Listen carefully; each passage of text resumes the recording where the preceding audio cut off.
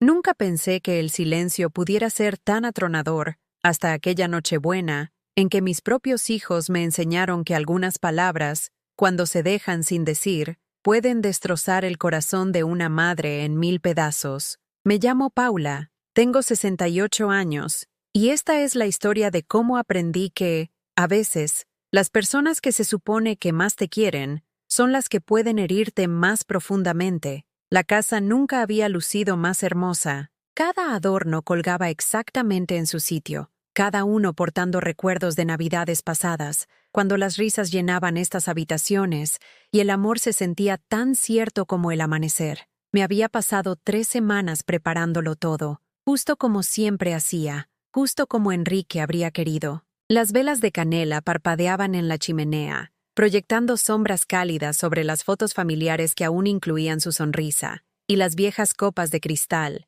las que solo usábamos para ocasiones especiales, captaban la luz del árbol de Navidad como pequeñas estrellas que prometían magia. Estaba en mi cocina, con el vestido rojo que Enrique siempre decía que me hacía parecer la mañana de Navidad, alisando el delantal que había presenciado 42 años de preparativos festivos. Mi reflejo en la ventana mostraba a una mujer que se esforzaba tanto por aferrarse a la tradición, por mantener a la familia unida incluso cuando faltaba la mitad de ella. Las canas de mi pelo parecían más plateadas bajo las luces navideñas, y las líneas alrededor de mis ojos contaban historias de décadas sonriendo para otros, incluso cuando mi propio corazón se rompía. 6 meses. Eso era lo que llevaba Enrique desaparecido, el tiempo que llevaba aprendiendo a dormir en una cama que se sentía demasiado grande, a cocinar para una sola persona cuando la memoria muscular aún buscaba ingredientes para alimentar a una familia.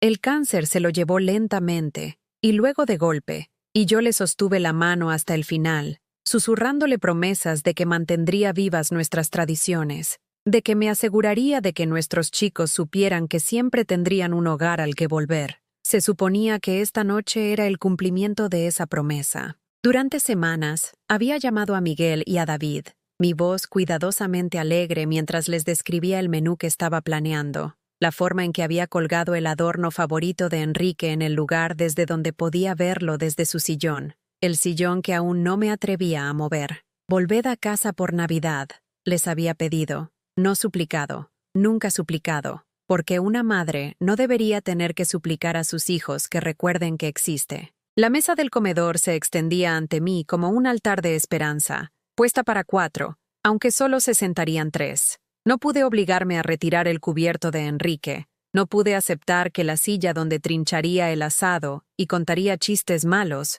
permanecería vacía para siempre. Su servilletero estaba exactamente donde siempre había estado, un pequeño acto de desafío contra una realidad que no estaba lista para abrazar. Había preparado su famoso jamón glaseado, la receta que me había enseñado durante nuestra primera Navidad de recién casados, cuando apenas podíamos permitirnos un pavo, pero éramos ricos en sueños y determinación. Los boniatos estaban caramelizados exactamente como le gustaban a David de niño, cuando se colaba en la cocina y robaba cucharadas de la mezcla de azúcar moreno antes de que pudiera detenerlo. La cazuela de judías verdes, el plato favorito de Miguel, se enfriaba en la encimera, la que llevaba cebolla crujiente por encima que solía quitar y comer primero, dejando las verduras para el final, como el niño metódico que siempre había sido. Cada plato contaba una historia, portaba un recuerdo, representaba años de amor servido en platos y compartido alrededor de esta mesa donde habíamos celebrado cumpleaños y graduaciones,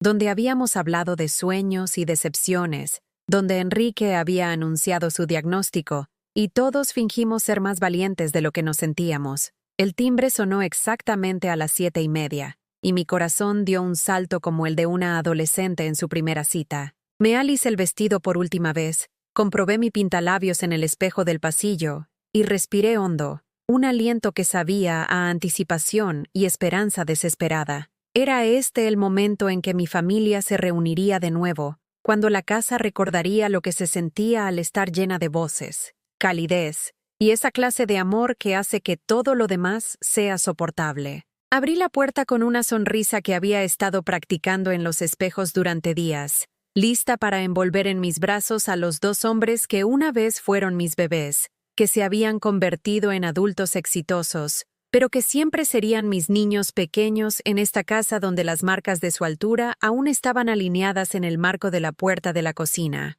«Feliz Navidad, mis amores», dije, las palabras saliendo atropelladamente con toda la alegría que había estado guardando durante semanas. «Entrad, entrad, la cena está casi lista, y he preparado todos vuestros favoritos y...» Pero los abrazos nunca llegaron. Miguel pasó de largo sin siquiera quitarse el abrigo, sus ojos ya escudriñando el salón con la fría eficiencia de un tasador que evalúa inventario. David le siguió, sus caros zapatos haciendo clic contra el suelo de parqué que Enrique y yo mismos habíamos restaurado hacía 30 años, cuando el esfuerzo personal era todo lo que podíamos permitirnos, y los sueños eran el único lujo que poseíamos. «No nos quedamos a cenar, mamá», dijo Miguel, su voz tan plana como si estuviera rechazando la oferta de un teleoperador. «Solo estamos aquí por las cosas de papá». Di. Las palabras me golpearon como un impacto físico, robándome el aliento de los pulmones y la fuerza de las rodillas.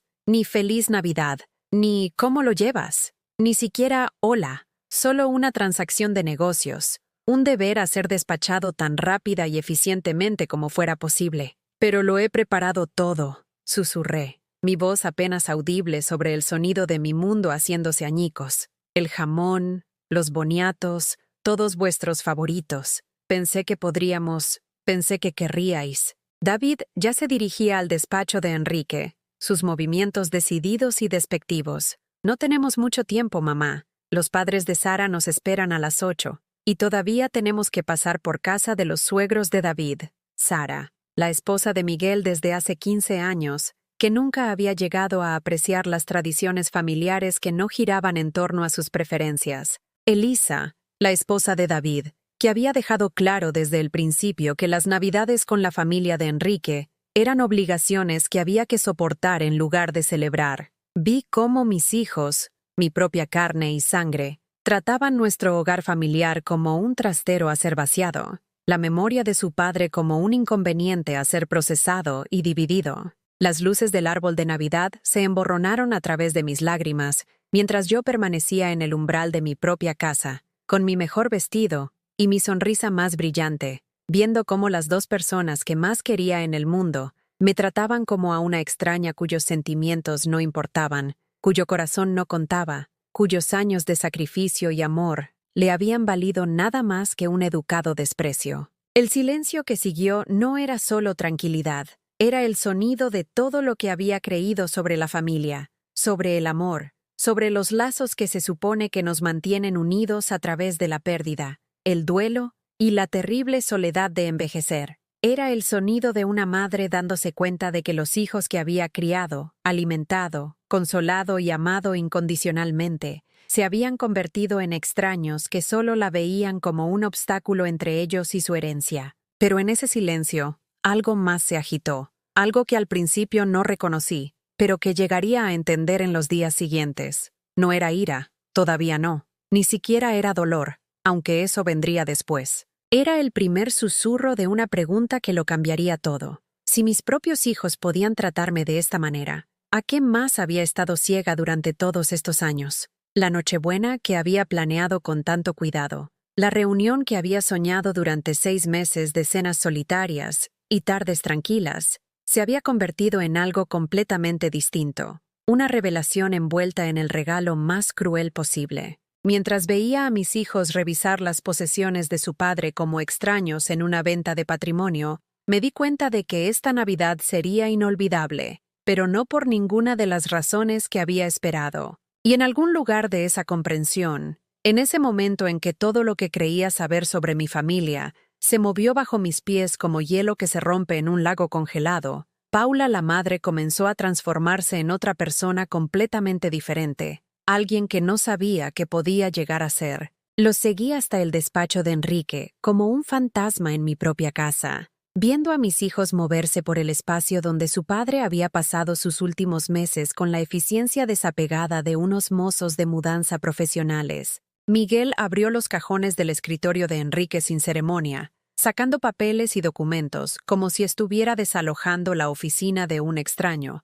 en lugar de tocando los últimos restos del hombre que le había enseñado a montar en bicicleta y le había ayudado con los deberes de álgebra en ese mismo escritorio. «Mamá, ¿dónde guardaba papá los documentos importantes?», preguntó David, sin mirarme mientras rebuscaba en la estantería donde Enrique había ordenado sus clásicos encuadernados en piel alfabéticamente. Libros que le había regalado por cumpleaños y aniversarios, novelas que habíamos comentado durante el café de la mañana, volúmenes que habían moldeado la mente del hombre que había sido mi compañero durante 42 años. «Están en el archivador», logré decir, mi voz sonando extraña a mis propios oídos. «Pero, David, cariño, ¿no podríamos sentarnos un rato? ¿Quizás tomar un café? Hace semanas que no os veo». «De verdad que no tenemos tiempo, Paula», me interrumpió Miguel, usando mi nombre de pila con el desinterés casual de quien se dirige a una empleada contratada en lugar de a la mujer que le había dado a luz, que había paseado con él incontables noches de cólicos y fiebre.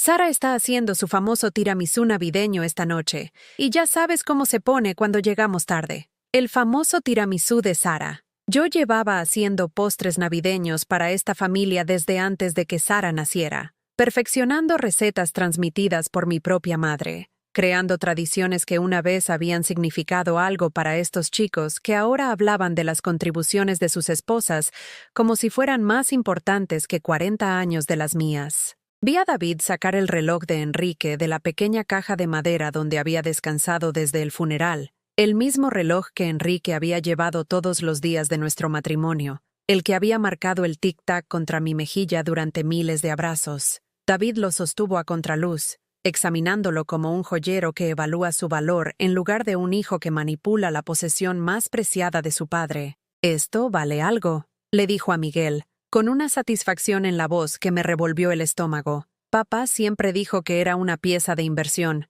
Enrique no había dicho tal cosa. Ese reloj había sido un regalo de graduación de su propio padre, llevado no por su valor monetario, sino por el amor que representaba, la conexión con un hombre que había muerto demasiado joven y había dejado a Enrique la tarea de criar a 5 hermanos menores por su cuenta. Enrique había planeado darle ese reloj a Miguel el día de su boda. Me lo había mencionado apenas unas semanas antes de que el cáncer le robara la capacidad de hablar con claridad. «En realidad», dije, encontrando mi voz a pesar del temblor en mi pecho, «vuestro padre quería que Miguel tuviera ese reloj».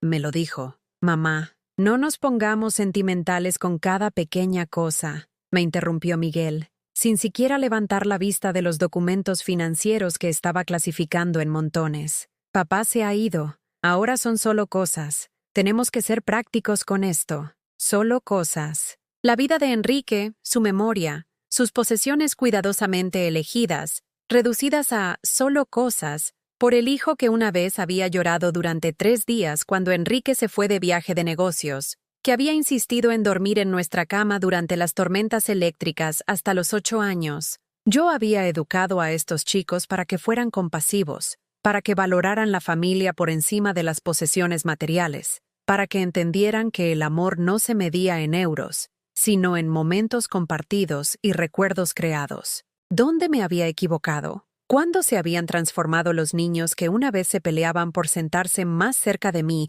durante la hora del cuento en estos extraños fríos que hablaban de las pertenencias de su padre con la inversión emocional de unos contables? Elisa apareció en la entrada, mirando su móvil con la impaciencia de alguien que tenía mejores cosas que hacer. Yo nunca le había caído bien. Lo supe desde la primera cena familiar en que criticó mi estofado de ternera y sugirió que David merecía a alguien que pudiera elevar su posición social. David me había defendido entonces. Le había dicho que mi cocina era perfecta, que las recetas familiares eran más valiosas que las tendencias de los restaurantes. Ahora David apenas me miró mientras Elisa tamborileaba con sus uñas cuidadas en el marco de la puerta. «Cariño, de verdad que tenemos que irnos. Mamá ya me ha enviado 2 mensajes de texto sobre que la cena va a empezar sin nosotros». Mamá. Se refería a su propia madre, la mujer que había criado hijos que cumplían con las obligaciones familiares, que aparentemente merecía más respeto y atención que la mujer que había dado la vida a David y había pasado 32 años asegurándose de que se sintiera amado y valorado cada día. «Solo danos 5 minutos más», respondió David, su tono más deferente hacia su esposa de lo que había sido hacia su propia madre en toda la tarde. Casi hemos terminado aquí, casi terminamos. Como si clasificar las posesiones de un muerto mientras su viuda estaba mirando fuera una tarea que debía completarse eficientemente en lugar de un acto sagrado que requería reverencia y cuidado. Como si mi presencia en mi propia casa fuera un inconveniente a ser tolerado en lugar de un duelo a ser honrado. Me encontré retrocediendo hacia el umbral, sintiéndome de repente como una intrusa en el espacio que había sido mi santuario y el de Enrique. El despacho donde habíamos planeado las vacaciones familiares y nos habíamos preocupado por las tasas universitarias, donde Enrique me había abrazado mientras yo lloraba por el diagnóstico de mi madre y donde yo le había abrazado a él cuando el médico pronunció su propia sentencia de muerte. Chicos, intenté una vez más, mi voz apenas un susurro. Entiendo que necesitéis ocuparos de los asuntos de vuestro padre, pero ¿no podríamos hacer esto después de las fiestas? Pensé que esta noche podríamos simplemente estar juntos, compartir algunos recuerdos. Mamá, estás siendo dramática, dijo Miguel sin levantar la vista, su tono con la misma paciencia condescendiente que podría usar con un niño que pide un juguete en el supermercado. Estamos aquí, ¿no? Nos estamos ocupando de los asuntos. Esto es lo que hacen los adultos. Adultos. Como si mi deseo de pasar la Nochebuena con mis hijos fuera infantil, inmaduro. Una expectativa irrazonable de una mujer que claramente no entendía cómo funcionaba el mundo. Como si los 40 años que había pasado siendo su madre, su apoyo, su fuente constante de amor incondicional, no contaran nada contra su sofisticada comprensión de lo que realmente importaba. Sara apareció detrás de Elisa, ambas mujeres mirando sus móviles e intercambiando miradas que decían mucho sobre su opinión compartida de este retraso. Se habían casado con mis hijos, pero nunca se habían unido a mi familia. Habían absorbido a mis chicos en sus propios mundos, sus propias prioridades, sus propias definiciones de lo que constituían las relaciones importantes. Paula, dijo Sara, con esa dulzura artificial que reservaba para las obligaciones sociales. Lo entiendes, ¿verdad? La Navidad es tan ajetreada, y prometimos a las dos familias que haríamos tiempo para todos. Las dos familias. Yo estaba incluida en esa frase como una idea de última hora, una parada en su gira de obligaciones festivas, en lugar de alguien cuyos sentimientos importaban, cuyo corazón se estaba rompiendo, cuya primera Navidad sin su marido se había convertido en una transacción de negocios realizada por extraños que llevaban caras conocidas. Finalmente, Miguel levantó la vista de los papeles de Enrique, sus ojos encontrándose con los míos por primera vez desde que había entrado en la casa. Por un momento, pensé que veía algo, un destello del niño pequeño que solía correr hacia mí cuando se lastimaba, que me había tomado de la mano durante las películas de miedo, que me había dicho que era la madre más hermosa del mundo. Pero el momento pasó, y su expresión se endureció en la máscara de indiferencia que había estado usando toda la noche. Te llamamos la semana que viene, mamá. Podemos fijar una hora para revisar el resto de las cosas de papá correctamente. La semana que viene. Después de que la Navidad hubiera pasado, después de que la fiesta que había pasado meses planeando y preparando fuera solo un recuerdo de decepción y abandono. Después de que el árbol que había decorado con tanta esperanza fuera desmontado y guardado para otro año que quizás no viviría para ver. Asentí, porque ¿qué más podía hacer? Sonreí. Porque 40 años de maternidad me habían entrenado para absorber el dolor sin incomodar a los demás. Me hice a un lado mientras recogían las pertenencias de su padre, el reloj, algunos documentos, unos pocos libros que consideraron lo suficientemente valiosos para reclamar, y se preparaban para dejarme sola con mi cena de Navidad perfecta y mi corazón destrozado. Pero mientras los veía desfilar hacia la puerta, algo cambió dentro de mi pecho. Todavía no era ira.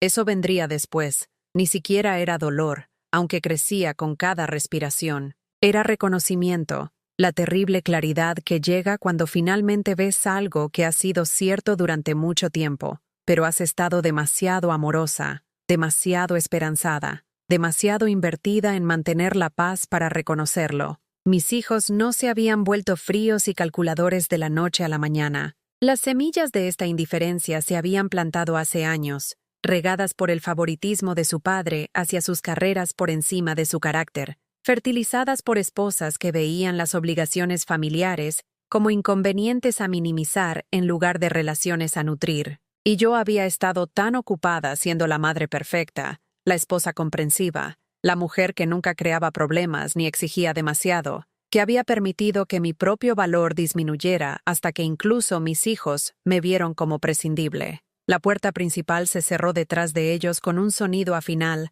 dejándome de pie en mi hermosa y vacía casa con la cena de Navidad que había preparado con tanto amor, enfriándose en la mesa del comedor. Los días que siguieron a la Nochebuena se sintieron como caminar por arenas movedizas. Cada paso hacia adelante parecía arrastrarme más profundamente a una realidad que no quería aceptar. Me encontré llamando a Miguel 3 veces antes de que finalmente contestara. Su voz con la cansada paciencia de alguien que trata con un teleoperador persistente, en lugar de su madre en duelo que solo quería escuchar una voz familiar. «Mamá, estoy en el trabajo», dijo antes de que pudiera terminar de saludar. «¿Puede esperar esto? Tengo una reunión con un cliente en 10 minutos». Había llamado para preguntar sobre Nochevieja, esperando tal vez poder salvar algo de la temporada navideña, quizás comenzar una nueva tradición que pudiera unirnos tras la ausencia de Enrique. Pero al escuchar la irritación en su voz, me encontré pidiendo disculpas en su lugar. «Lo siento, cariño. Solo pensé que quizás... Mira, te llamo luego, ¿vale?» La línea se cortó antes de que pudiera decir adiós, dejándome sosteniendo el teléfono como una cuerda salvavidas que acababa de ser cortada. Intenté con David después, pillándolo entre reuniones en su despacho de abogados. «Mamá, sabes que no puedo hablar de temas personales durante el horario de trabajo», dijo, su tono profesional en pleno efecto. «Parece poco serio, como si una conversación de 2 minutos con su madre recién viuda pudiera de alguna manera dañar su reputación entre colegas que probablemente llamaban a sus propias madres regularmente, sin considerarlo un pasivo para su carrera. Yo había criado a estos chicos para que fueran exitosos, alentado sus ambiciones, celebrado sus logros. El ascenso de Miguel a socio principal en su despacho de contabilidad, la elección de David para la junta del colegio de abogados local. Yo había estado tan orgullosa. Había presumido ante vecinos y amigos sobre mis hijos realizados, pero en algún momento del camino, su éxito los había transformado en personas que veían las conexiones familiares como debilidades a ser gestionadas en lugar de fuentes de fortaleza a ser valoradas. Cuando David finalmente devolvió la llamada 3 días después, fue con una noticia que se sintió como otra pequeña muerte. «Mamá, hemos estado hablando, Mike y yo, y creemos que deberías considerar vender la casa». Yo estaba sentada en el sillón de Enrique. Finalmente había reunido el coraje para sentarme allí mientras veía el telediario de la noche, tratando de sentirme cerca de él, y las palabras de David hicieron que agarrara los reposabrazos hasta que mis nudillos se pusieron blancos. «¿Vender la casa?», repetí, segura de haber entendido mal. «Pero este es mi hogar, David. Aquí es donde crecisteis, donde tu padre y yo... Es demasiado grande para ti ahora», interrumpió con la lógica tranquila que usaba en la corte para desmantelar argumentos opuestos. «Solo los costes de mantenimiento deben estar comiéndose tu presupuesto. Y mamá, seamos honestos, te estás haciendo mayor. ¿Qué pasa si te caes? ¿Qué pasa si algo sucede y estás sola en esa casa tan grande? Envejecer. Como si mis 68 años fueran una especie de enfermedad que requería tratamiento inmediato en lugar de una progresión natural que merecía respeto y consideración. Como si la sabiduría que había acumulado, la fuerza que había desarrollado a través de décadas de matrimonio y maternidad, no contaran nada contra su percepción de mí como cada vez más frágil e incompetente. «Soy perfectamente capaz de cuidarme sola», dije, mi voz más áspera de lo que pretendía. «He estado gestionando esta casa durante 40 años, David. Conozco cada crujido en las tablas del suelo, cada peculiaridad de la fontanería. Esto no es solo un edificio, es donde tu padre me pidió matrimonio, donde os traje a casa desde el hospital, donde celebramos todos los cumpleaños y fiestas. Mamá, estás siendo sentimental otra vez», dijo con la paciencia reservada para los parientes mayores confundidos. «Estamos pensando de manera práctica. Podrías mudarte a una de esas bonitas comunidades para mayores, tener gente alrededor, actividades, comidas preparadas para ti, ¿No sería eso más fácil que dar vueltas sola en una casa vacía llena de recuerdos? Dar vueltas sola, como si mi presencia en mi propia casa fuera de alguna manera patética, como si los recuerdos que él descartaba tan casualmente no fueran el fundamento de todo lo significativo en mi vida, como si 42 años de matrimonio y vida familiar fueran solo chatarra a ser eliminada en favor de la estéril eficiencia de la vida institucional. No quiero vivir en una comunidad para mayores, dije con firmeza. Quiero vivir en mi hogar, el hogar que tu padre y yo construimos juntos. Bueno, piénsalo, dijo David en el tono que significaba que la conversación había terminado, estuviera yo de acuerdo o no. Miguel y yo tenemos algunas ideas sobre lugares que podrían gustarte. Pasaremos por allí el próximo fin de semana para discutir opciones. ¿El próximo fin de semana? ¿No? ¿Cuándo te vendría bien? ¿O quieres que te visitemos? Solo un anuncio de que vendrían para continuar su desmantelamiento sistemático de mi independencia, mi autonomía, mi derecho a tomar decisiones sobre mi propia vida. Después de colgar, caminé por mi casa con ojos nuevos, viéndola como aparentemente la veían mis hijos, no como un depósito de amor y recuerdos, sino como una carga, un inconveniente, un problema a resolver. La cocina donde había preparado miles de comidas, donde Enrique y yo habíamos compartido el café de la mañana y conversaciones nocturnas, era solo electrodomésticos anticuados y un espacio de encimera ineficiente. El salón donde los chicos habían jugado con juguetes y más tarde traído novias a conocernos era solo muebles que necesitaban ser actualizados y una alfombra que mostraba su edad.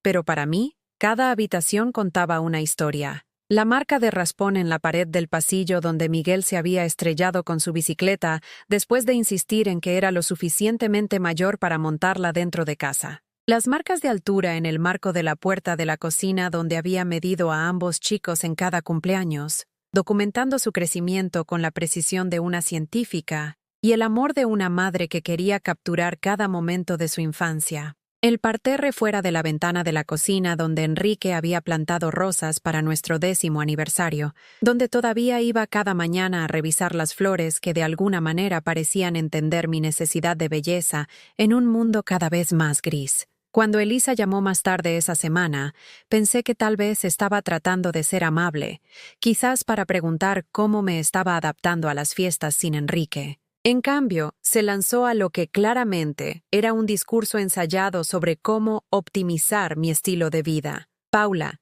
he estado pensando en tu situación, dijo en el tono que podría usar para discutir un proyecto de renovación de viviendas. David mencionó que podrías estar lista para reducir el tamaño de la casa, y creo que eso es muy inteligente. ¿Sabes? Mi madre hizo una transición similar el año pasado, y nunca ha sido tan feliz. Su madre, que era 5 años mayor que yo, y se había mudado a una vivienda asistida después de que un derrame cerebral la dejara incapaz de manejar las escaleras. La comparación se sintió deliberada, una sugerencia de que estaba más cerca de la discapacidad de lo que estaba dispuesta a admitir. No estoy lista para reducir el tamaño de la casa, dije con cuidado, sin querer crear un drama familiar, pero necesitando ser clara acerca de mi posición. Estoy bastante cómoda donde estoy. Oh, pero Paula, continuó Elisa con el entusiasmo de alguien que había encontrado la solución perfecta para un problema molesto.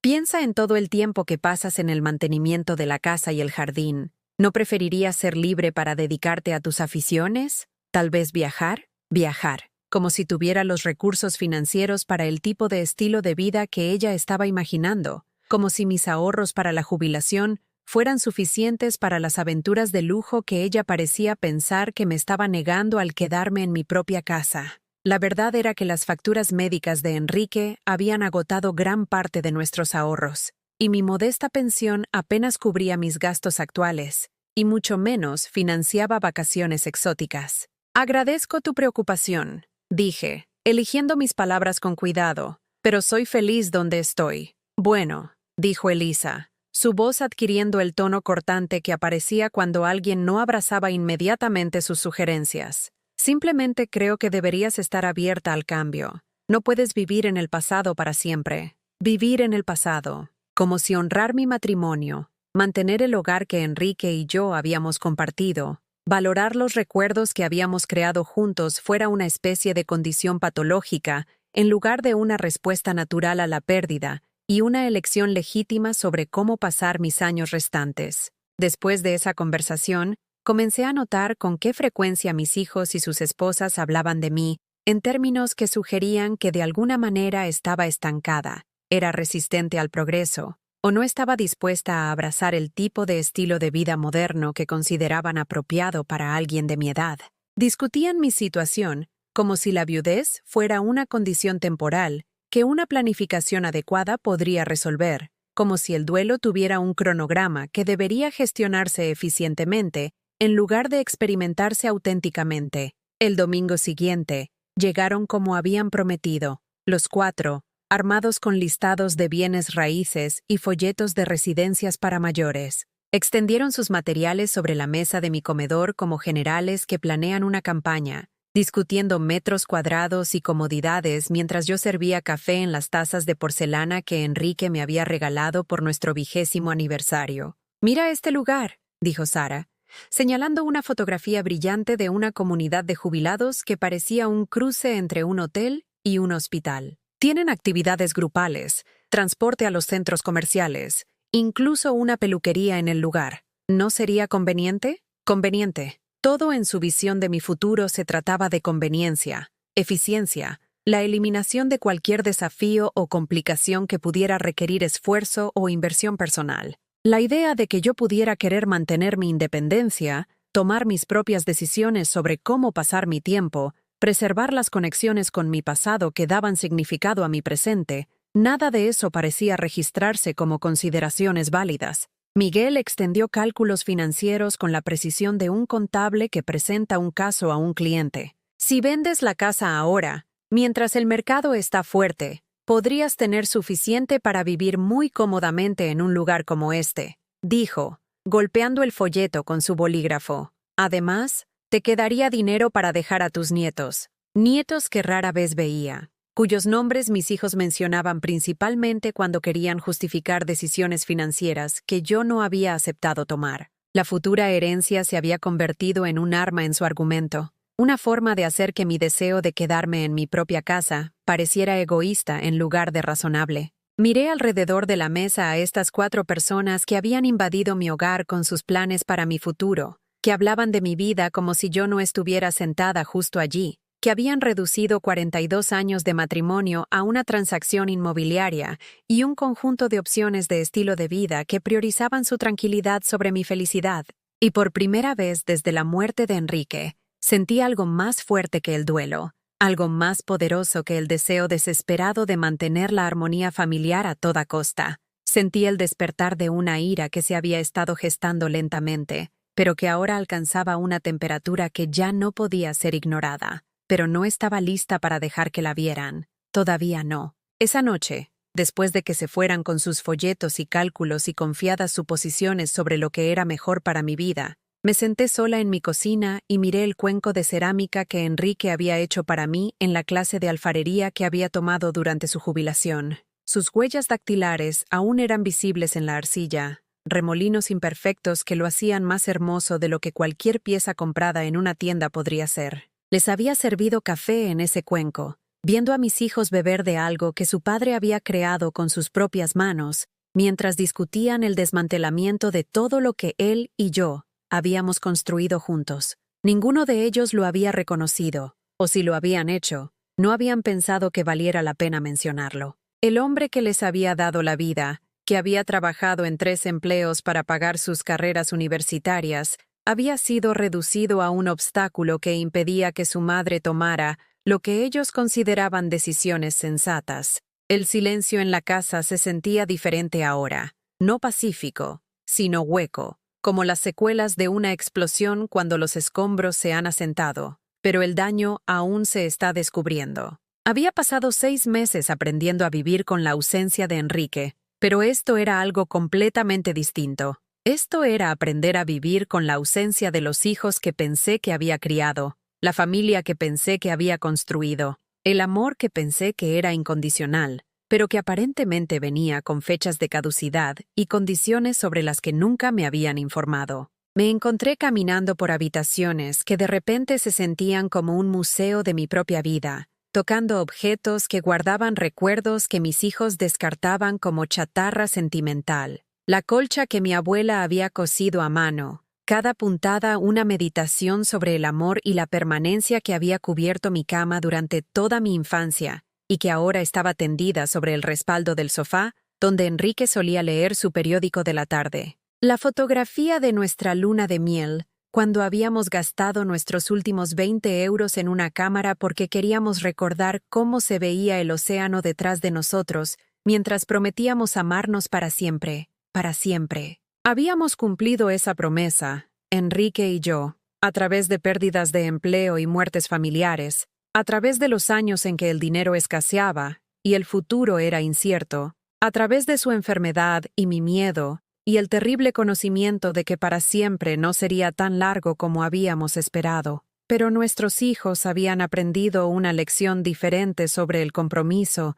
sobre la lealtad familiar, sobre los tipos de promesas que podían romperse cuando la conveniencia lo exigía. Intenté llamar a mi hermana Margarita en Benidorm, el único familiar que me quedaba además de mis hijos, pero llegué a su buzón de voz con su alegre mensaje sobre estar disfrutando de la jubilación. Margarita se había mudado a Alicante hacía 5 años con su marido Roberto, ambos abrazando la libertad de sus años dorados, con el entusiasmo de personas que habían planeado bien y ahorrado cuidadosamente. Viajaban en su autocaravana, jugaban al golf, asistían a producciones de teatro comunitario, viviendo el tipo de estilo de vida activo de jubilados que mis hijos parecían pensar que yo debería querer para mí. Pero Margarita nunca había perdido a su marido. Nunca se había visto obligada a reconstruir su identidad en torno a la ausencia de la persona que había sido su compañera durante 4 décadas. Nunca había tenido que descubrir que los hijos por los que se había sacrificado la veían como un problema a resolver en lugar de una persona a ser apreciada. Dejé un mensaje de todos modos, tratando de mantener mi voz ligera y normal, pero incluso para mis propios oídos sonaba como alguien que fingía estar bien mientras se ahogaba lentamente. Hola Maggie, soy yo. Solo estoy llamando para ver cómo estás. Espero que tú y Roberto estéis bien. Llámame cuando tengas un momento. Pero sabía que no llamaría durante días, tal vez semanas. Su vida estaba llena de actividades y compromisos, y el tipo de calendario social que las comunidades de jubilados fomentaban entre personas que tenían recursos y salud, y parejas para compartir sus aventuras. Me quería, pero yo me había convertido en la hermana obligación, la que cuyas llamadas generalmente traían problemas en lugar de celebraciones, cuya viudez la había transformado de una par en alguien que necesitaba ser gestionada y aconsejada. 3 días después, David llamó durante mi cena. Una comida sencilla de sopa y galletas saladas que comía de pie en la encimera de la cocina, porque sentarse sola en la mesa del comedor se sentía demasiado como rendirse a la realidad de que las cenas familiares eran cosa de mi pasado. «Mamá, hemos estado hablando con una agente inmobiliaria»,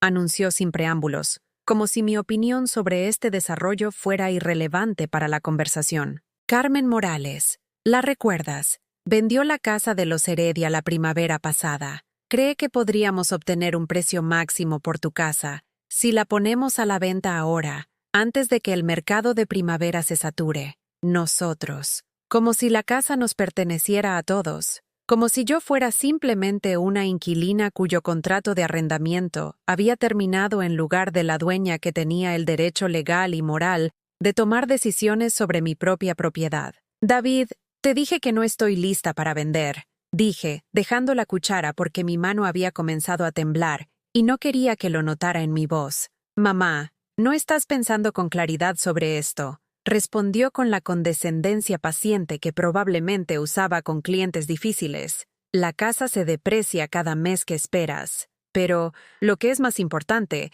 no es seguro para ti vivir sola en un lugar de ese tamaño. ¿Qué pasa si te caes por las escaleras del sótano? ¿Qué pasa si tienes una emergencia médica en medio de la noche? ¿Qué pasa si? ¿Qué pasa si? ¿Qué pasa si? Mi vida se había reducido a una serie de desastres hipotéticos que justificaban despojarme de mi autonomía en nombre de la protección. No importaba que hubiera estado navegando por esas mismas escaleras del sótano durante 40 años sin incidentes.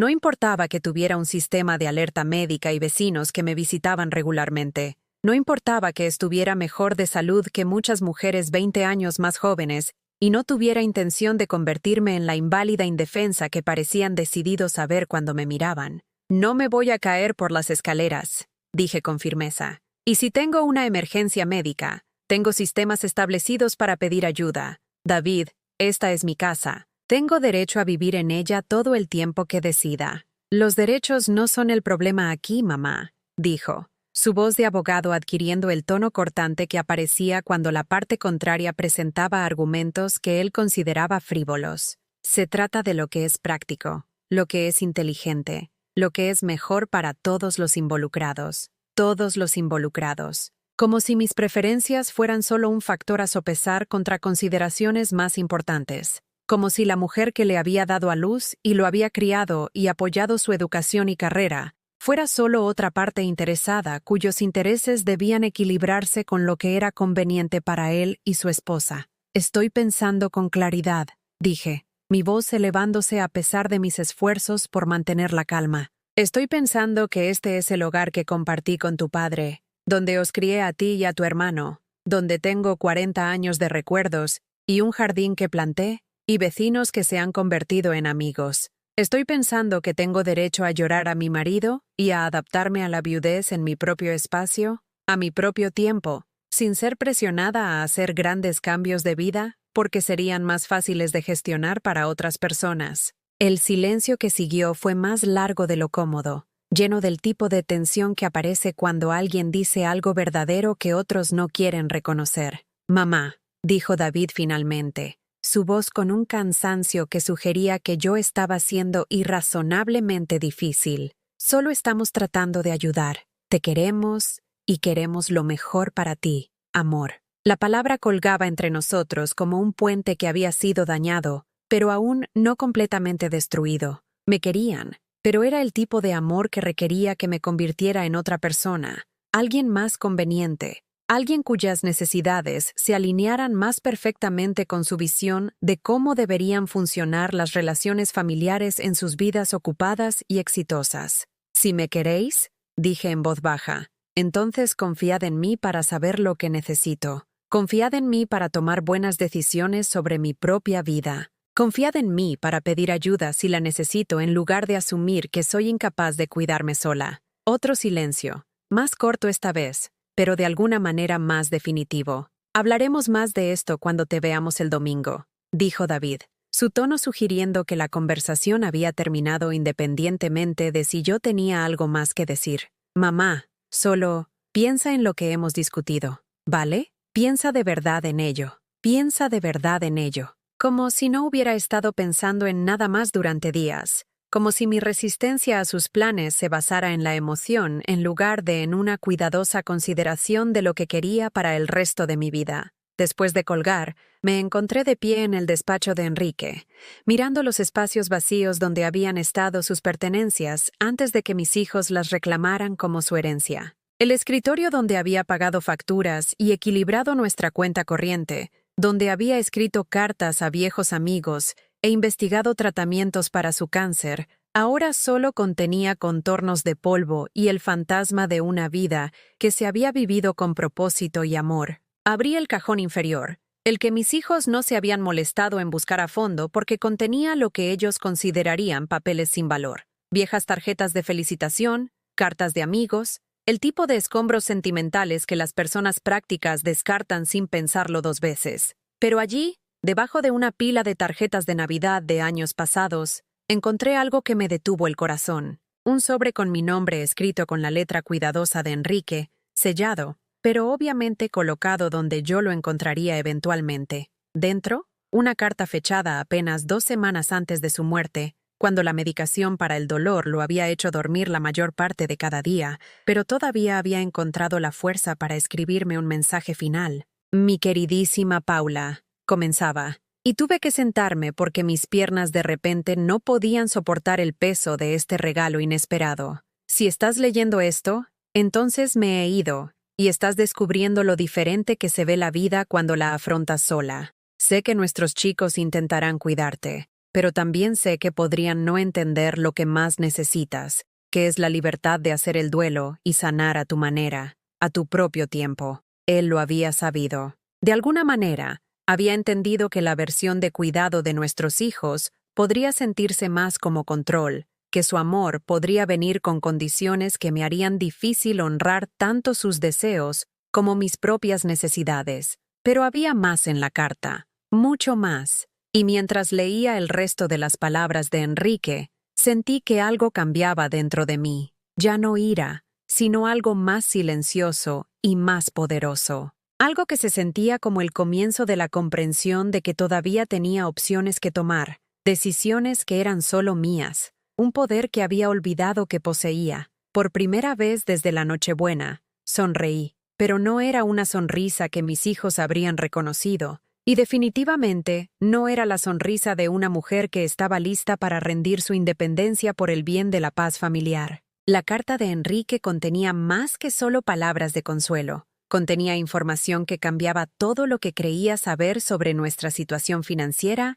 y las motivaciones de mis hijos. Con manos que temblaban no por miedo, sino por una extraña nueva energía, leí sobre inversiones que Enrique había hecho sin decírmelo, cuentas que había establecido solo a mi nombre, decisiones que había tomado durante sus últimos meses que asegurarían mi seguridad mucho después de que se hubiera ido. Paula, mi amor, continuaba la carta con la letra cuidadosa de Enrique. He estado observando cómo nuestros chicos se convierten en el tipo de hombres que sus esposas quieren que sean en lugar de los hombres que criamos. He visto cómo miran nuestra casa, nuestras posesiones, nuestra vida juntos, no con los ojos de niños que honran el legado de sus padres, sino con el cálculo de personas que evalúan su herencia. Me rompe el corazón, pero también me hace estar decidido a protegerte. Él lo había sabido. Mientras yo estaba ocupada siendo la madre comprensiva, la esposa complaciente, la mujer que nunca creaba problemas ni exigía demasiada atención,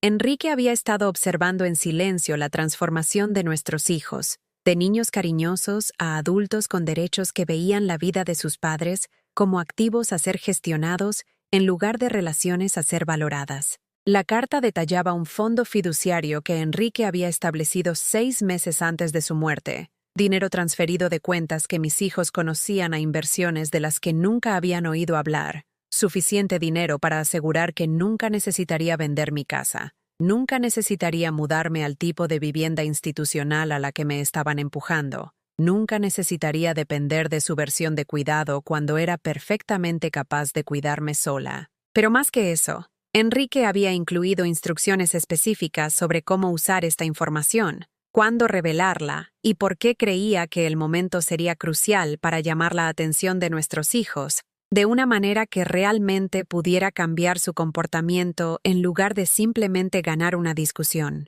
No se lo digas inmediatamente, había escrito. Deja que te muestren quiénes son realmente cuando creen que eres vulnerable y dependiente. Deja que revelen la profundidad de su egoísmo antes de que reveles el alcance de su error de cálculo. A veces, las personas necesitan ver las consecuencias de sus elecciones antes de que puedan entender el valor de lo que están destruyendo. Leí la carta 3 veces, cada lectura revelando nuevas capas de la sabiduría y previsión de Enrique. Amaba profundamente a nuestros hijos, pero también los había visto claramente, sin las gafas de color de rosa de la negación parental que me habían impedido reconocer lo que estaba sucediendo en nuestras relaciones familiares. A la mañana siguiente, llamé a Eduardo Beltrán, abogado y amigo de toda la vida de Enrique, usando el número de teléfono que Enrique había incluido en su carta. Eduardo había estado esperando mi llamada. Había estado esperando durante meses para saber de mí, preguntándose cuándo encontraría la carta que Enrique había escondido y descubriría las disposiciones que había hecho para mi protección e independencia. Paula, dijo Eduardo, su voz cálida con alivio y algo que sonaba a anticipación. Enrique me dijo que podrías necesitar algo de orientación cuando encontraras su carta. ¿Estás lista para saber lo que estableció para ti? Nos reunimos esa tarde en la oficina de Eduardo, un espacio cómodo forrado con libros de leyes y fotografías familiares que me recordaron el despacho de Enrique antes de que mis hijos lo despojaran de todo lo significativo. Eduardo explicó el fideicomiso en detalle, mostrándome documentos y extractos que revelaban el alcance de la planificación de Enrique y la seguridad que había creado para mi futuro. Tu marido fue muy específico acerca de sus intenciones, dijo Eduardo, extendiendo papeles sobre su escritorio con la atención cuidadosa de alguien que revela un mapa del tesoro. Este fideicomiso asegura que puedas mantener tu estilo de vida actual indefinidamente. Más importante aún, está estructurado para que tus hijos no puedan acceder a estos fondos, ni usarlos como justificación para tomar decisiones sobre tu situación de vida o atención médica. Los números eran asombrosos, mucho más de lo que había imaginado que Enrique podría haber acumulado a través de sus cuidadosos ahorros e inversiones a lo largo de los años. Pero Eduardo explicó que Enrique había estado moviendo dinero en silencio durante meses, vendiendo inversiones que los chicos conocían y comprando otras de las que no habían oído hablar, creando una base financiera que me permitiría vivir con dignidad e independencia independientemente de su aprobación o cooperación. Hay una cosa más, dijo Eduardo, su expresión volviéndose más seria. Enrique incluyó instrucciones específicas sobre cuándo y cómo informar a tus hijos sobre este fideicomiso. Fue muy claro en que quería que tuvieras tiempo para observar su comportamiento, para comprender sus verdaderas motivaciones, antes de que se enteraran de esta seguridad adicional. Enrique incluso había anticipado que mis hijos me presionarían para vender la casa, presentarían argumentos financieros sobre por qué no podía permitirme mantener mi estilo de vida actual. Había querido que viera con qué rapidez descartarían mis preferencias cuando creyeran que tenía opciones limitadas, con qué facilidad anularían mis deseos cuando pensaran que era financieramente vulnerable. Tu marido era un hombre sabio, dijo Eduardo en voz baja. Comprendió que a veces las personas que más amamos necesitan enfrentar las consecuencias de sus elecciones antes de que puedan apreciar lo que están arriesgando. Esa noche, me senté en el sillón de Enrique, mi sillón ahora, y sentí algo que no había experimentado en meses. No esperanza exactamente, sino algo más fuerte y más práctico. Poder. El conocimiento de que tenía opciones que mis hijos no conocían, recursos que no podían controlar, opciones que me permitirían responder a su presión desde una posición de fuerza en lugar de vulnerabilidad. Por primera vez desde la Nochebuena, dormí profundamente y sin sueños, despertando renovada y energizada de una manera que no tenía nada que ver con la cafeína, y todo que ver con la claridad que proviene de comprender tu verdadera situación, en lugar de operar a partir de suposiciones que otros quieren que creas. Cuando Miguel llamó al día siguiente para informarme de que él y David traerían a la agente inmobiliaria el sábado para evaluar el valor de mercado de la casa, escuché su anuncio con una calma que nos sorprendió a ambos. Pensamos que deberías escuchar su opinión profesional sobre precios y tiempos, dijo en el tono que podría usar para discutir una transacción comercial con un cliente. Carmen cree que podríamos tener ofertas en una semana si le ponemos un precio competitivo. Por supuesto, dije suavemente. Estaré encantada de reunirme con ella. El silencio que siguió fue más largo de lo que Miguel esperaba. Había estado preparado para la resistencia, los argumentos, las apelaciones emocionales sobre recuerdos familiares y apegos sentimentales. Mi fácil acuerdo lo desequilibró de una manera que fue profundamente satisfactoria de presenciar, incluso por teléfono. «Oh», dijo finalmente. «Bien, eso es. Bueno, pensé que podría ser más reacia a la idea. He estado pensando en lo que dijisteis David y tú», respondí, eligiendo mis palabras con cuidado. «Sobre ser práctica, tomar decisiones inteligentes. Tenéis razón en que debo considerar todas mis opciones». Esto era cierto, aunque no de la manera que Miguel asumía. De hecho, estaba considerando mis opciones, pero eran opciones que Enrique había creado y Eduardo había explicado, opciones que no tenían nada que ver con las alternativas limitadas que mis hijos estaban tratando de forzarme. «Genial», dijo Miguel, su alivio obvio. «Carmen estará allí alrededor de las 10 el sábado. Tal vez después podamos mirar algunos de esos folletos de comunidades para mayores que Sara recogió para ti». «Tal vez», acepté agradablemente, sabiendo que para el sábado por la tarde la comprensión de mis hijos sobre mi situación sería muy diferente de lo que era hoy. Cuando David llamó más tarde esa noche para discutir la logística de mi eventual mudanza, escuché con la misma atención tranquila, dando respuestas apropiadas mientras revisaba mentalmente los documentos fiduciarios que Eduardo me había dado para estudiar. Mis hijos estaban planeando mi futuro con la confianza de personas que creían entender todos los factores relevantes, que asumían que la vulnerabilidad financiera de su madre finalmente la obligaría a aceptar su versión de lo que era mejor para ella. No tenían idea de que Enrique había pasado sus últimos meses asegurándose de que sus suposiciones resultarían catastróficamente erróneas. «Mamá, sé que esto es difícil», dijo David hacia el final de nuestra conversación, su voz adquiriendo el tono suave que usaba cuando pensaba que estaba siendo especialmente comprensivo. «Pero a veces las decisiones más difíciles son las que resultan ser las mejores a largo plazo. Ya verás. Una vez que estés instalada en un lugar más apropiado, te preguntarás por qué esperaste tanto. Un lugar más apropiado, como si mi hogar de 40 años, el lugar donde había criado a su ingrato yo, estuviera de alguna manera por debajo de mi posición en lugar de ser el fundamento de todo lo significativo en mi vida. Puede que tengas razón, dije, y lo dije en serio, aunque no de la manera que él pensaba. Después de colgar, caminé por mi casa de nuevo. Pero esta vez no la estaba viendo a través de sus ojos como una carga a ser eliminada o una responsabilidad a ser gestionada. La estaba viendo como Enrique la había visto cuando hizo sus arreglos financieros, como mi santuario, mi herencia, mi derecho a preservar y proteger independientemente de la opinión de cualquier otra persona sobre lo que sería más conveniente. La diferencia no era solo emocional, era matemática. Enrique había hecho los cálculos.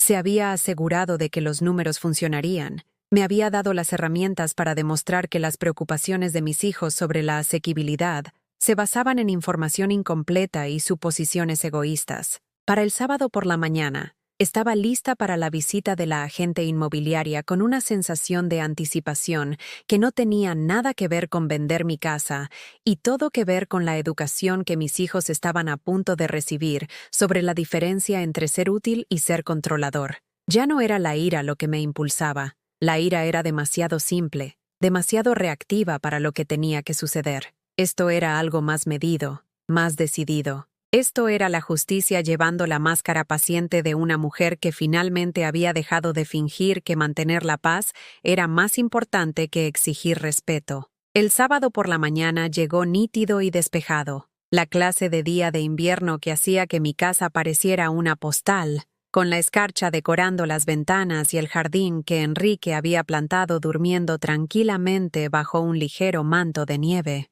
Me vestí con cuidado. No con los colores sobrios que había estado usando desde la muerte de Enrique, sino con el suéter color burdeos que él siempre había dicho que hacía brillar mis ojos. Si mis hijos iban a saber quién era realmente su madre, quería parecerme a la mujer de la que Enrique se había enamorado en lugar de a la viuda en duelo, a la que habían estado tratando como un problema a resolver. Carmen Morales llegó precisamente a las 10. Una mujer profesional de unos 50 años con esa clase de sonrisa segura que sugería que estaba acostumbrada a manejar situaciones familiares delicadas que involucraban propiedades y herencias. Llevaba una cartera de cuero y vestía el tipo de abrigo caro que indicaba éxito en el negocio inmobiliario, pero sus ojos tenían una amabilidad que me hizo pensar que entendía la complejidad emocional de vender un hogar familiar. «Señora Morales», dijo, extendiendo una mano bien cuidada. «Siento mucho su pérdida. Sus hijos me han dicho que esta es una decisión difícil,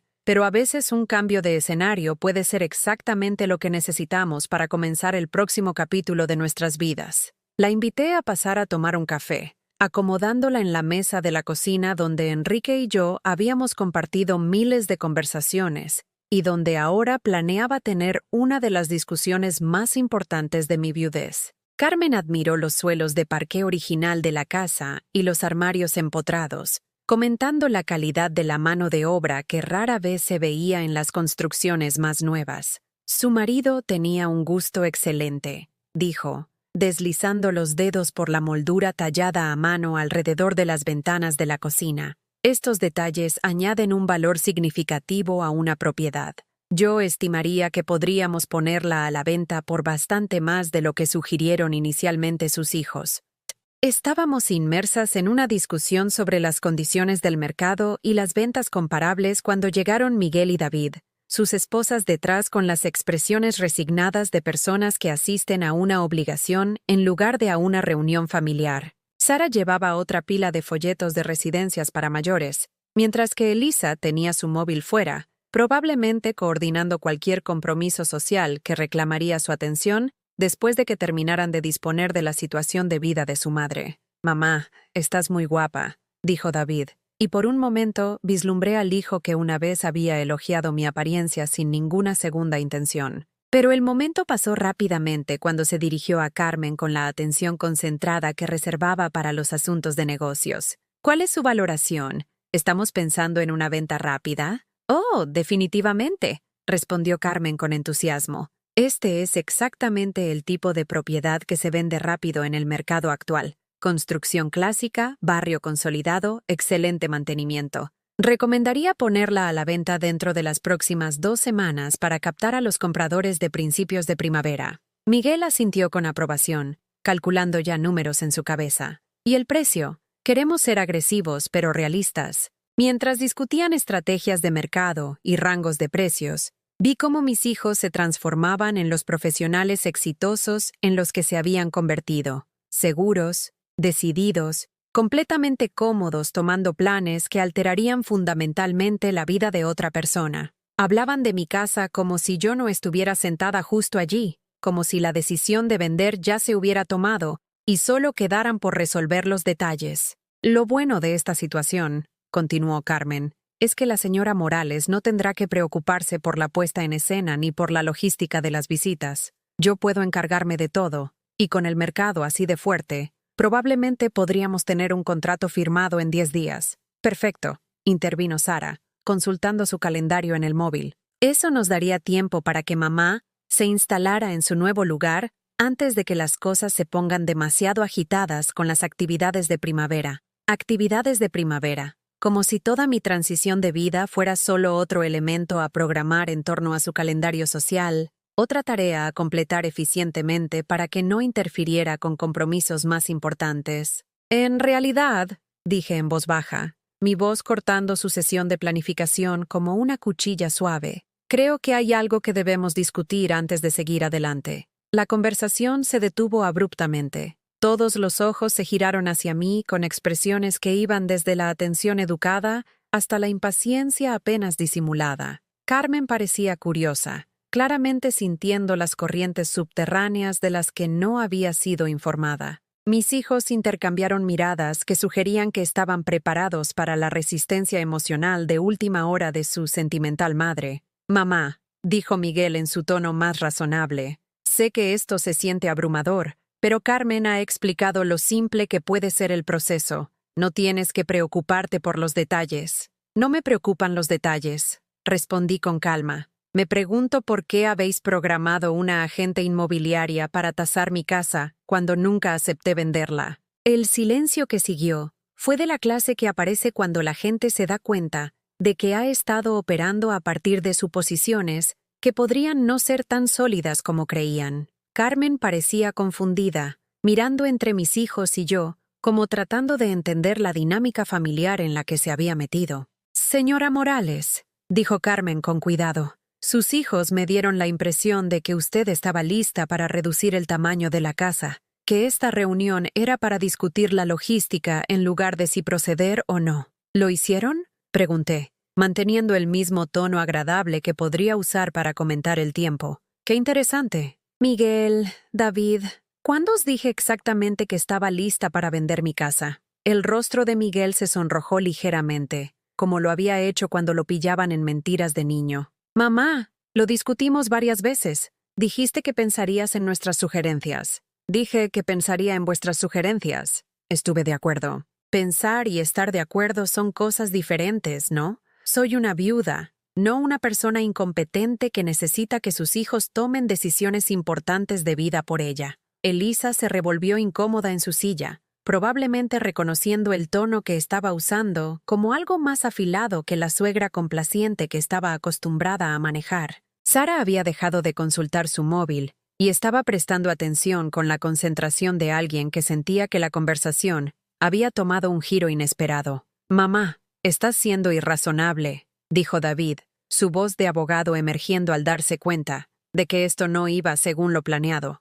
Hemos explicado las ventajas prácticas de la reubicación. Solo los beneficios financieros deberían convencerte de que esta es la opción inteligente. Beneficios financieros, repetí pensativamente. ¿Te refieres al dinero que tendría después de vender esta casa y mudarme a una vivienda institucional? ¿Los fondos que estarían disponibles para mi cuidado y, eventualmente, vuestra herencia? Las palabras quedaron suspendidas en el aire como un desafío que ninguno de ellos quería reconocer directamente. Carmen parecía profundamente incómoda, claramente deseando haber hecho más preguntas antes de aceptar esta reunión familiar. «No se trata de eso», protestó Miguel, pero a su voz le faltaba convicción. «Nos preocupa tu seguridad, tu bienestar. Esta casa es demasiado para que la manejes sola. Demasiado para que la maneje», reflexioné, como considerando esta evaluación por primera vez. «Sabes, eso es interesante, porque he estado manejando esta casa perfectamente bien durante 6 meses,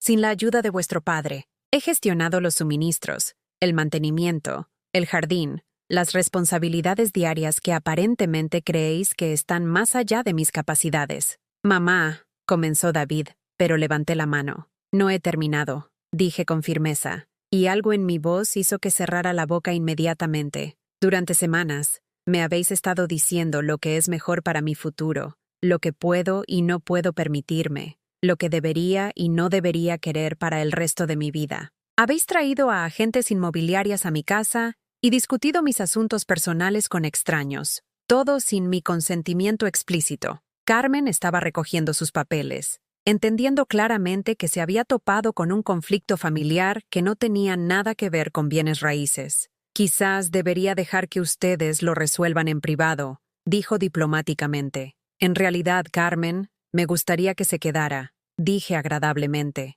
«porque creo que mis hijos necesitan escuchar algo de información de un profesional antes de que continúen haciendo suposiciones sobre mi situación financiera». La habitación se quedó muy silenciosa. Miguel y David intercambiaron miradas que sugerían que estaban empezando a sentir que esta conversación no iba a terminar como esperaban. Sara y Elisa parecían confundidas, claramente superadas por una dinámica familiar que nunca antes habían presenciado. «Tuve una reunión muy interesante con Eduardo Beltrán esta semana», continué conversacionalmente. «¿El abogado de Enrique? ¿Le recordáis a Eduardo? Él manejó el testamento de vuestro padre. Se aseguró de que ambos recibierais las herencias que Enrique quería que tuvierais». «Por supuesto que recordamos a Eduardo», dijo Miguel con cautela. «¿Qué tiene que ver él con la situación de la casa?» «Bueno», dije, recostándome en mi silla como alguien que se prepara para contar una historia larga y complicada. «Resulta que vuestro padre hizo algunos arreglos financieros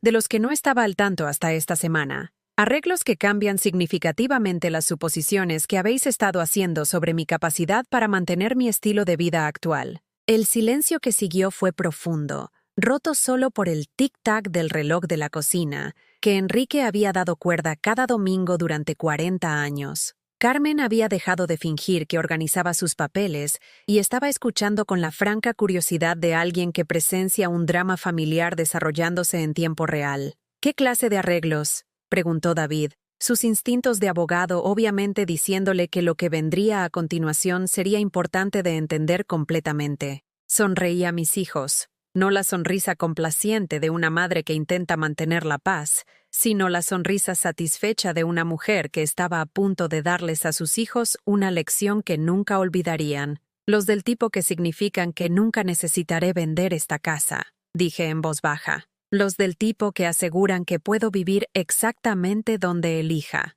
exactamente como elija, durante todo el tiempo que elija. Los del tipo que hacen que vuestras preocupaciones sobre mi seguridad financiera sean completamente innecesarias». Y entonces les conté sobre el fideicomiso de Enrique. El fideicomiso que Enrique había establecido valía más que nuestra casa, más de lo que mis hijos habían heredado del testamento de su padre, más de lo que habían calculado cuando asumieron que yo dependería financieramente de su orientación y generosidad. Mientras explicaba los números, con cuidado, metódicamente, viendo cómo sus rostros cambiaban de confianza a confusión y a algo cercano al shock, vi el momento exacto en que se dieron cuenta de su error de cálculo fundamental. 2.400.000 euros, repetí, dejando que la cifra se asentara en el aire entre nosotros como polvo después de una explosión, invertidos de forma conservadora, generando ingresos suficientes para mantener esta casa, contratar cualquier ayuda que pueda necesitar a medida que envejezco y vivir cómodamente por el resto de mi vida, sin necesidad de depender de la definición de nadie más sobre lo que es apropiado para una mujer de mi edad. Las cejas de Carmen Morales se habían elevado hasta su nacimiento. Claramente estaba recalculando todo lo que pensaba que sabía sobre las circunstancias de esta familia, dándose cuenta de que había sido invitada a presionar a una viuda rica para una venta innecesaria en lugar de ayudar a una persona mayor, con apuros a encontrar una vivienda asequible. La boca de Miguel se abría y se cerraba como un pez boqueando, su mente de contable obviamente trabajando frenéticamente para procesar información que contradecía todas las suposiciones con las que había estado operando. David se había quedado muy quieto, sus instintos de abogado diciéndole que algo significativo acababa de cambiar de maneras que necesitaba entender completamente antes de hablar.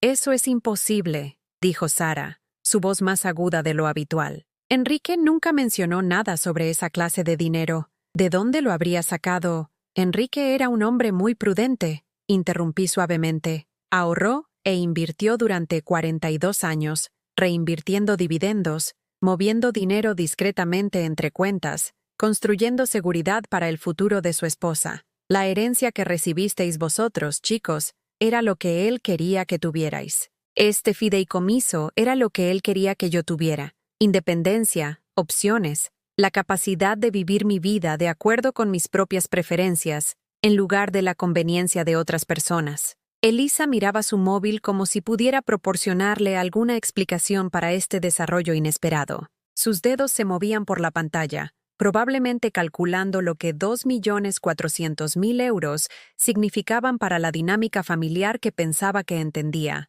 las expectativas de herencia que acababan de ser alteradas dramáticamente. «Pero Eduardo nos habría dicho algo así durante la lectura del testamento», dijo David lentamente, su formación legal imponiéndose a pesar de su evidente shock. «Hay requisitos de divulgación, implicaciones fiscales. Eduardo os informó sobre todo lo que necesitabais saber para el testamento de vuestro padre», respondí con calma. «Este fideicomiso se estableció por separado, solo a mi nombre, con Eduardo como fiduciario hasta que yo estuviera lista para tomar el control total, lo cual, según las instrucciones de Enrique, se suponía que sucedería después de que yo hubiera tenido tiempo para observar cómo su muerte afectaba las relaciones familiares». El silencio que siguió fue ensordecedor. Pude ver a cada uno de ellos procesando las implicaciones, no solo financieras, sino personales. Habían pasado meses tratándome como una carga, un problema a gestionar, un familiar dependiente cuyas necesidades debían equilibrarse con su propia conveniencia. Habían hecho planes para mi futuro sin consultarme, hablado de mi vida como si mis preferencias fueran obstáculos a superar en lugar de deseos a respetar. Y habían hecho todo esto mientras yo era, sin que lo supieran, más rica de lo que cualquiera de ellos probablemente llegaría a ser. «Mamá», dijo Miguel finalmente, su voz pequeña de una manera que no había escuchado desde que era un niño al que habían pillado haciendo algo que sabía que estaba mal. «No lo sabíamos. Pensamos, estábamos tratando de ayudar. Estabais tratando de ayudar». Estuve de acuerdo, eligiendo mis palabras con cuidado. «Pero os estabais ayudando a vosotros mismos a sentiros mejor con lo que veíais como la carga de cuidar a un padre mayor, no ayudándome a vivir la vida que yo quería vivir. Hay una diferencia». Carmen se aclaró la garganta diplomáticamente. «Señora Morales, parece que realmente no necesita vender su casa. Quizás debería retirarme de esta situación y dejar que su familia resuelva estos nuevos acontecimientos en privado». «En realidad, Carmen, me gustaría que se quedara un poco más», dije agradablemente, «porque aunque no necesito vender mi casa, estoy interesada en hacer otras inversiones inmobiliarias. El fideicomiso de Enrique incluye provisiones para la adquisición de propiedades, y he estado pensando que una casa de vacaciones podría ser una buena manera de disfrutar mis años de jubilación». Las palabras golpearon a mis hijos como bofetadas individuales. No solo no tenían que preocuparse por mi seguridad financiera, sino que no habían sido incluidos en mi planificación financiera en absoluto. La mujer que habían estado tratando como una dependiente estaba considerando comprar propiedades adicionales, mientras ellos se preocupaban por los pagos de sus propias hipotecas y los fondos universitarios para hijos cuyas expectativas de herencia acababan de ser reducidas dramáticamente. Una casa de vacaciones, repitió David inexpresivamente, como si las palabras estuvieran en un idioma extranjero que estaba luchando por traducir. Algo cerca de la costa, quizás, continué conversacionalmente. O tal vez una cabaña en la sierra donde podría pasar los veranos haciendo jardinería y leyendo sin preocuparme por lo que nadie más piense que debería estar haciendo con mi tiempo. Sara miraba a Miguel con una expresión que nunca antes había visto. No ira exactamente, sino una especie de cálculo que sugería que estaba reevaluando todo lo que creía saber sobre la dinámica financiera familiar. Elisa había dejado de fingir que revisaba su móvil y me estaba mirando como si de repente me hubieran salido alas.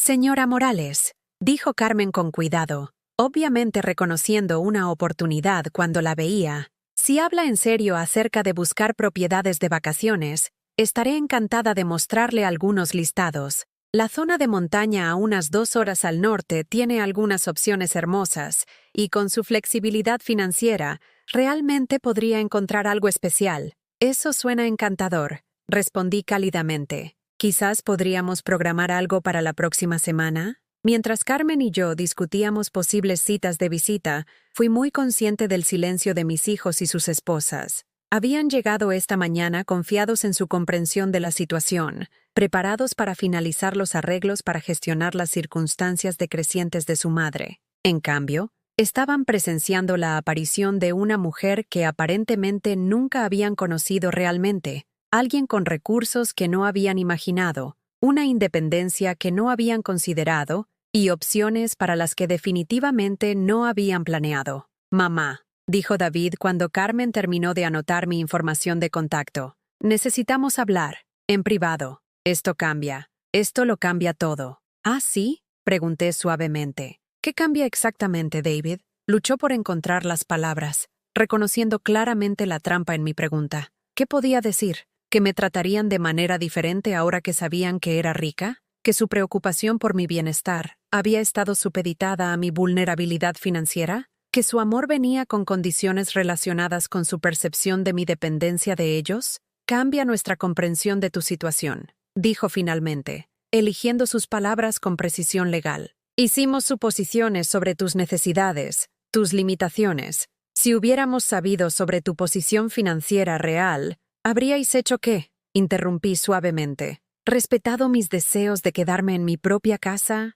¿Consultado conmigo antes de concertar citas con agentes inmobiliarias? ¿Tratado como una adulta competente capaz de tomar mis propias decisiones sobre mi vida?» Las preguntas quedaron sin respuesta en el aire porque todos sabíamos las respuestas, y ninguna de ellas favorecía el comportamiento de mis hijos durante los últimos meses. Miguel intentó un enfoque diferente. «Mamá, sentimos y pareció que te presionábamos con lo de la casa. Estábamos realmente preocupados porque manejaras todo sola. Pero si tienes los recursos para contratar ayuda cuando la necesites, para mantener la propiedad adecuadamente, entonces, por supuesto, deberías quedarte donde te sientas cómoda». Sí, la palabra tenía un peso que revelaba cuán condicional había sido siempre su apoyo. Si podía permitirme quedarme, entonces me permitirían graciosamente permanecer en mi propia casa. Si demostraba que no era una carga financiera, entonces me tratarían con el respeto que había estado tratando de ganarme a través del cumplimiento de sus preferencias. «Eso es muy generoso por vuestra parte», dije secamente. «Darme permiso para vivir en la casa que poseo, usando el dinero que mi marido dejó específicamente para ese propósito». Sara y Elisa intercambiaron miradas que decían mucho sobre su incomodidad con la dirección que había tomado esta conversación. Se habían casado con hombres que pensaban que heredarían una riqueza familiar sustancial eventualmente, hombres cuya madre requeriría asistencia financiera que podría limitar los recursos disponibles para las necesidades de sus propias familias. En cambio, estaban descubriendo que la riqueza familiar se había distribuido de manera diferente a lo que habían asumido, y la suegra a la que habían estado tolerando como una obligación necesaria era en realidad el miembro más rico de la familia. «Señora Morales», dijo Carmen, poniéndose de pie y recogiendo sus papeles con la eficiencia diplomática de alguien que había presenciado suficiente drama familiar por un día.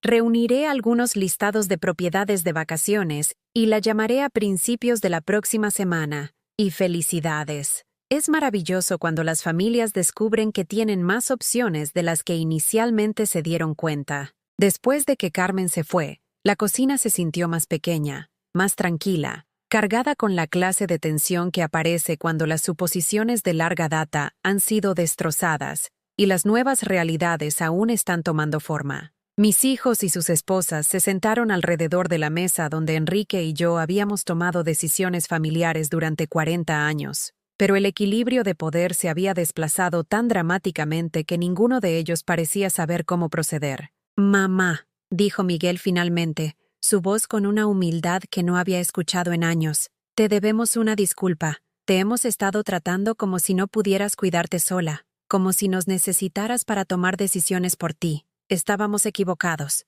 Sí, estuve de acuerdo simplemente. Lo estabais, pero aún no había terminado con ellos. La disculpa era un comienzo, pero no era suficiente para abordar los meses de condescendencia, la suposición de que mi edad y viudez me habían vuelto incompetente, el desprecio casual de mis preferencias en favor de su conveniencia. Estaban a punto de aprender que tener dinero era solo un tipo de poder, y yo había estado acumulando otros tipos de fuerza que no habían notado en absoluto. En las semanas que siguieron a nuestra revelación en la cocina, mis hijos llamaron con más frecuencia que en meses, pero el tono de nuestras conversaciones había cambiado por completo. Donde antes me habían hablado con la paciencia condescendiente reservada para los parientes mayores que necesitaban una gestión suave, ahora había un respeto cuidadoso que reconocía que yo era una persona con capacidad de acción, recursos y el derecho a tomar mis propias decisiones sobre mi vida. Miguel me visitó el martes siguiente,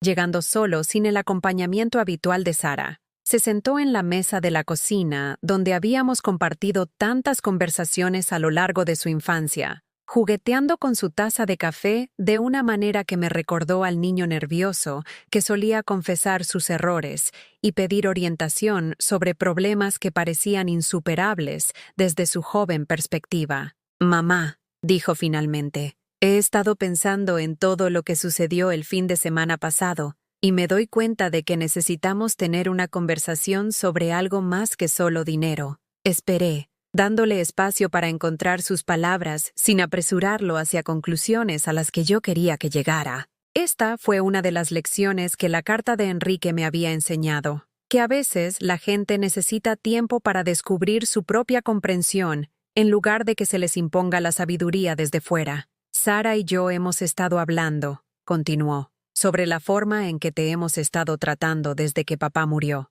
sobre las suposiciones que hicimos, las decisiones que intentamos tomar por ti. Y nos dimos cuenta de que incluso si no tuvieras el fondo fiduciario, incluso si estuvieras pasando apuros económicos, aún así no habríamos tenido derecho a presionarte de la manera en que lo hicimos. Esto era un progreso, el reconocimiento de que el problema no había sido mi supuesta vulnerabilidad financiera, sino su suposición de que la vulnerabilidad les daba autoridad sobre mis elecciones. Era una distinción que muchos hijos adultos nunca aprendían, incluso cuando sus padres mantenían su independencia con éxito. «Me alegra que entendáis eso», dije en voz baja, «porque el dinero no es lo más importante aquí, Miguel. Lo más importante es si podéis amarme y respetarme como la persona que soy, no la persona en la que creéis que debería convertirme para vuestra tranquilidad».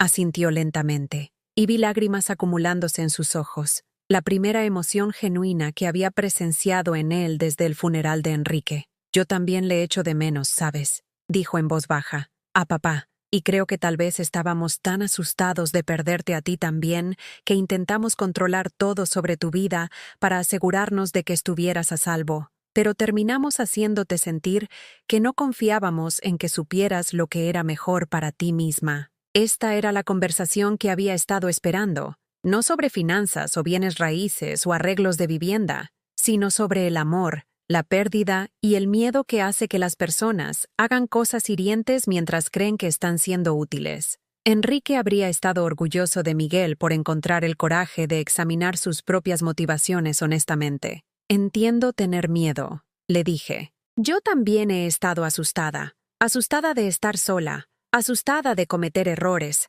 asustada de convertirme en la carga que parecías pensar que ya era. Pero el miedo no es una buena base para tomar decisiones, especialmente decisiones sobre la vida de otras personas. Hablamos durante 2 horas esa tarde, compartiendo recuerdos de Enrique y discutiendo las formas en que el duelo nos había cambiado a ambos en direcciones inesperadas. Miguel admitió que su propia ansiedad sobre la seguridad financiera había teñido su percepción de mi situación, que su necesidad de sentirse útil y responsable lo había llevado a crear problemas que él podía resolver, en lugar de aceptar que yo estaba manejando mi vida competentemente sin su intervención. La conversación de David llegó unos días después, aunque su enfoque fue característicamente diferente, más analítico, más centrado en comprender los sistemas y estructuras que habían llevado a nuestro conflicto familiar. Trajo documentos legales que Eduardo había preparado, papeles que asegurarían que mi independencia financiera estuviera protegida independientemente de cualquier cambio futuro en mi salud o habilidades cognitivas. «Quiero que sepas», dijo, extendiendo los documentos sobre la mesa de mi comedor con la atención cuidadosa de un abogado que explica disposiciones importantes a un cliente, que he revisado todo lo que Eduardo estableció, y es brillante. Papá pensó en contingencias que yo no habría considerado, protecciones que aseguran que nunca serás vulnerable al tipo de presión que ejercimos sobre ti. Era típico de David centrarse en los aspectos técnicos de la planificación de Enrique, pero aprecié su minuciosidad.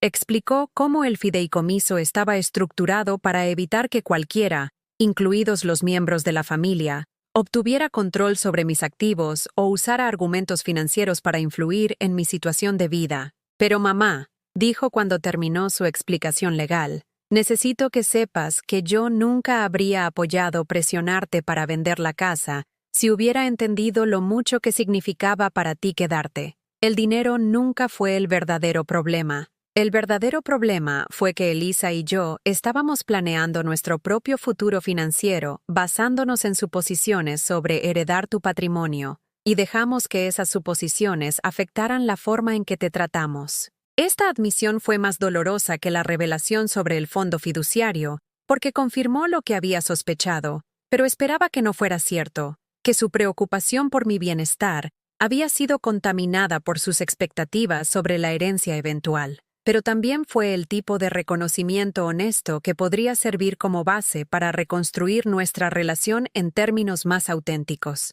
Agradezco tu honestidad, dije con cuidado. Y quiero que sepas que el fideicomiso de tu padre no cambia las provisiones que hizo para ti y Miguel en su testamento. El dinero que os dejó estaba destinado a ser vuestro, independientemente de lo que sucediera con mi herencia. Pero el dinero que me dejó a mí estaba destinado a asegurar que yo pudiera vivir y morir con dignidad, de acuerdo con mis propias elecciones. Pasamos esa tarde revisando álbumes de fotos, recordando vacaciones familiares y celebraciones festivas, discutiendo las historias detrás de las fotos que capturaban momentos en que habíamos sido genuinamente felices juntos. Era el tipo de conversación que las familias deberían tener regularmente, pero que a menudo posponen hasta que la crisis los obliga a recordar lo que realmente importa. Durante el mes siguiente, mis 2 hijos hicieron esfuerzos para reconstruir nuestra relación, basándose en el respeto en lugar de la obligación. Llamaban para preguntar sobre mis planes en lugar de hacer sugerencias sobre lo que debería estar haciendo. Me visitaban para pasar tiempo conmigo en lugar de para marcar elementos en sus listas de deberes. Me incluyeron en sus vidas, porque querían mi compañía en lugar de porque se sentían responsables por mi soledad. La adaptación de Sara y Elisa llevó más tiempo, pero incluso ellas comenzaron a relacionarse conmigo de manera diferente una vez que entendieron que las expectativas de herencia de sus maridos se habían basado en información incompleta. Siempre habría cierta distancia entre nosotras. Éramos demasiado diferentes en nuestros valores y prioridades para convertirnos en amigas cercanas. Pero la superioridad condescendiente que habían mostrado cuando pensaban que yo dependía de la generosidad de sus familias desapareció por completo una vez que se dieron cuenta de que era financieramente independiente. Para la primavera, había establecido nuevas tradiciones que honraban tanto mi necesidad de conexión familiar como mi derecho a la autonomía personal. Las cenas de los domingos se volvieron opcionales en lugar de obligatorias, pero cuando mis hijos y sus familias elegían unirse a mí, las conversaciones eran más cálidas y auténticas de lo que habían sido en años. Compré la cabaña de vacaciones que Carmen me había enseñado, un hermoso refugio en la sierra donde podía pasar los veranos leyendo y haciendo jardinería sin que nadie cuestionara si estaba haciendo un uso apropiado de mi tiempo. La casa que Enrique y yo habíamos compartido siguió siendo mi residencia principal, pero ya no era un monumento al pasado. Redecoré algunas habitaciones, planté nuevas flores en el jardín, invité a los vecinos a tomar café y conversar. El espacio que se había sentido vacío y sin propósito durante mis meses más oscuros de duelo, se convirtió gradualmente en un hogar de nuevo, no el mismo hogar que había sido cuando Enrique estaba vivo, pero un lugar donde podía construir cualquier tipo de vida que quisiera para mis años restantes. En el primer aniversario de la muerte de Enrique, organicé una cena conmemorativa en mi casa, invitando a mis 2 hijos y a sus familias a compartir recuerdos y celebrar al hombre que tanto nos había dado a todos. Mientras estábamos sentados alrededor de la mesa del comedor donde había servido aquella solitaria cena de Navidad, hacía casi un año, me di cuenta de que el mayor regalo de Enrique no había sido la seguridad financiera que había proporcionado a través de su fideicomiso. Su mayor regalo había sido la sabiduría para comprender que el amor sin respeto es solo otra forma de control, y que las familias más fuertes se construyen sobre el fundamento del derecho de cada miembro a vivir auténticamente, en lugar de acuerdo con las expectativas de otras personas sobre lo que sería más conveniente o apropiado. Gracias, Enrique. Susurré mientras veía a mis hijos reírse de las historias que sus nietos contaban sobre su abuelo, por saber exactamente lo que yo necesitaría y exactamente cuándo necesitaría la fuerza para reclamarlo. Había aprendido que a veces lo más amoroso que puedes hacer por las personas es dejar de permitirles que te traten mal, incluso cuando creen que sus intenciones son buenas. A veces la dignidad es más importante que la armonía, y a veces la persona que parece más vulnerable es en realidad la que entiende la fuerza de maneras que otros solo están comenzando a descubrir. A mis 68 años, finalmente estaba viviendo la vida que Enrique y yo habíamos soñado. No la vida que otras personas pensaban que sería más fácil de gestionar para ellos, sino la vida que honraba todo lo que habíamos construido juntos y todo lo que aún tenía la capacidad de llegar a ser, y era hermoso.